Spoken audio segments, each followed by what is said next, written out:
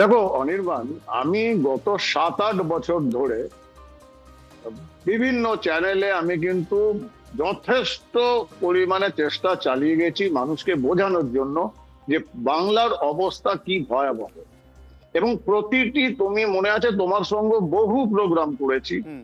আমি যুক্তি দিয়ে সংখ্যা দিয়ে এলাকা নির্ধারিত করে নির্দিষ্ট এলাকা ধরে বলেছি হুম। কারা এখানে ঢোকাচ্ছে, কেন ঢোকাচ্ছে, কিভাবে ঢোকাচ্ছে এবং কেন ঢোকাচ্ছে এটার উত্তর তো মমতা ব্যানার্জি আর অভিষেক ব্যানার্জিকে আজ না হোক কাল আদালতে দাঁড়িয়ে বলতে হবে।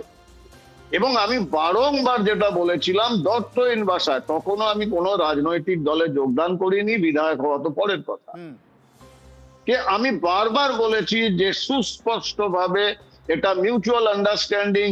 জিহাদিদের বিস্তারের জন্য মমতা ব্যানার্জি, অভিষেক ব্যানার্জি তারা আপ্রাণ চেষ্টা করে যাচ্ছে, সংবিধানের ক্ষমতাটাকে ব্যবহার করছে।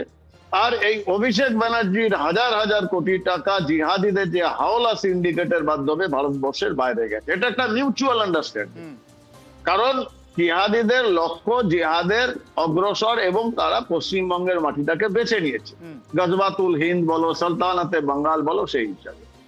আর এদের মমতা ব্যানার্জি, অভিষেক ব্যানার্জির এই যে আনলিমিটেড করাপশনের টাকা, এটা তো ভারতের বাইরে নিয়ে যেতে হবে।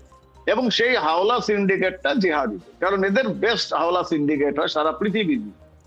না, এটা আমরা বারবার বোঝানোর চেষ্টা করেছি। আনন্দের ব্যাপার এটাই, বাংলার মানুষ শেষ পর্যন্ত বুঝতে পেরেছে। আর তাই আজকে তুমি দেখছো যেটা মাননীয় মুখ্যমন্ত্রী শুভেন্দু বাবু বলেছেন যে আমরা যেখানে যা দরকার পেস্টিসাইড মারবো, আর পেস্টিসাইডের ফল তুমি দেখতে পাচ্ছ, পোকামাকড়রা কিরকম ভাবে বেরোচ্ছে। আমি শুনতে চাই, আমি নিজে কিছু বলতে চাই না, আমি শুনতে চাই যে আজকে তৃণমূলের যে সাথী রয়েছেন উনি কি জাস্টিফাই করেন। আমরা 10 বছর 8 বছর ধরে যে প্রশ্ন তুলেছি, বাংলার মানুষ বিশ্বাস করেছে এবং সেটা দেখতে পাচ্ছি চোখের সামনে। আমি ওনার বক্তব্য শুনতে চাই, যেটা জিহাদিদের দল আর জিহাদিদের রানী, জিহাদিদের রাজপুত্র, তাকে উনি কিরম ভাবে জাস্টিফাই করেন।